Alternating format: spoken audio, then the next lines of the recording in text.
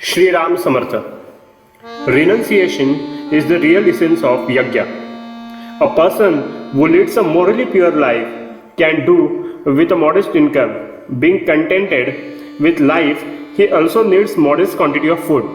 I emphasize this point repeatedly because morally righteous conduct is the very basis of Paramartha. If the foundation is unsound, obviously the superstructure cannot endure long. So, if morality in behavior is overlooked, your other actions, however commendable they may otherwise be, will not avail. Be specially careful in regard to three things. 1. Look not on another woman with lust, but with tenderness as on your mother. 2. Never covet another's money or riches. And 3. Never slander anybody. Remember, the edifice of Paramartha is to rest on foundation of all these three.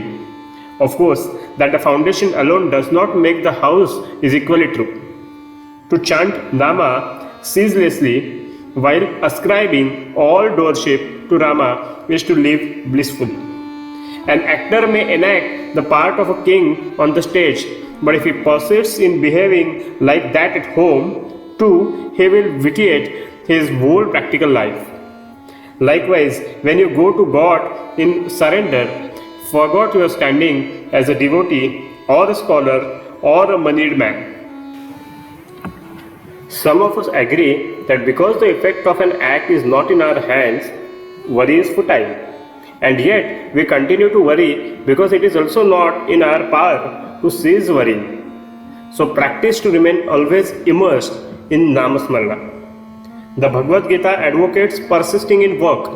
We should, however, remember the result of such work may not correspond with the expectation.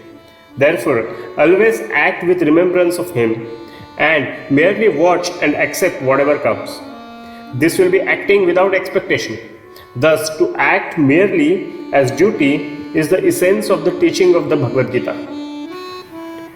One must understand what is to be sacrificed.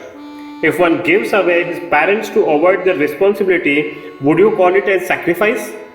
Similarly, instead of retiring from the world, many of us retire from God, which is wrong.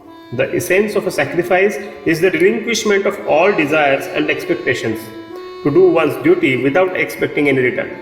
Sacrifice all desire. To desire neither to have this or not to have that paves the way for God's grace. Janaki जीवन स्मरण जय जय राम.